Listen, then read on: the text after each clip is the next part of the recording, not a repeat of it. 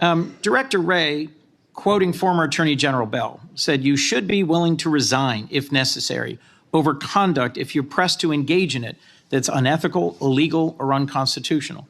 If pressed by the president, would you resign? Senator, my answer is simply I would never do anything unconstitutional or unlawful, and I never have in my 16 years of government service. Would you be willing to resign the post of FBI director if pressed and given no choice but to obey the order or resign? Senator, I will always obey the law. Does obeying the law require you to, as Attorney General Bell said, as FBI Director Wray said, refuse the order or resign? I'm not familiar with the extent of the law that you're referring to, but my answer is simple in my 16 years of government service. We will simply follow the law.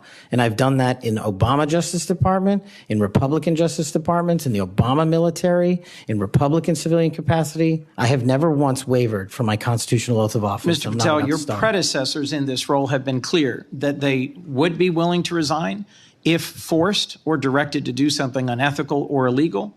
Did you say that the FBI headquarters should be shut down and reopened as a museum of the deep state? Mr. Chairman, are we allowed to go an extra time? Let's see. You get a second round.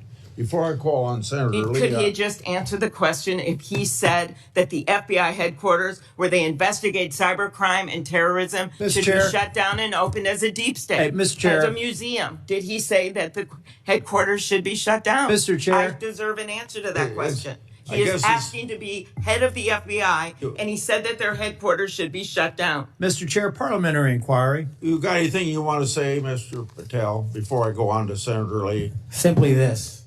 If the best attacks on me are going to be false accusations and grotesque mischaracterizations, the only thing this body is doing is defeating the credibility of the men and women at the FBI. I stood with them here in this country. In every theater of war we have, I was on the ground in service of this nation. And any accusations leveled against me that I would somehow put political bias before the Constitution are grotesquely unfair. And I will have you reminded that I have been endorsed by over 300,000 law enforcement officers to become the next director of the FBI. Let's ask them. Mr. Chairman, I am quoting his own words from September of 2024. It is his own words. It is not some conspiracy. It is what Mr. Patel actually said himself. Facts matter. This is someone who's left behind a trail of grievances throughout his life, lashing out at anyone who disrespects him or doesn't agree with him. Don't take it from me. Listen to these Republicans who worked with him during the Trump's first administration. Attorney General Bill Barr, and I quote, "I categorically oppose making Patel deputy FBI director.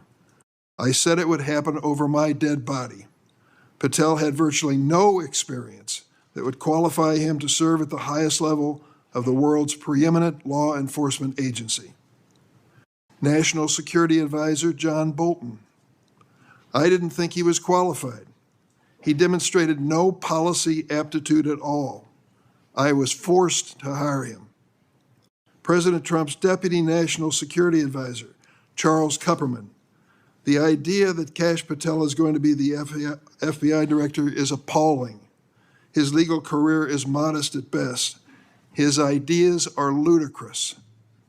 CI Director Gina Haspel threatened to resign after President Trump proposed making Mr. Patel CIA Deputy Director.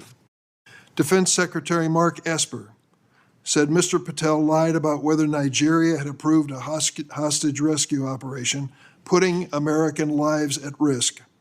But Mr. Patel would have us believe that all of these public servants, all Republicans, all from the first Trump administration, and apparently anyone else who's critical of him, are nothing but government gangsters and deep state members. Many of them have made his list of enemies. I woke up this morning to National Public Radio, and they had an item on there about what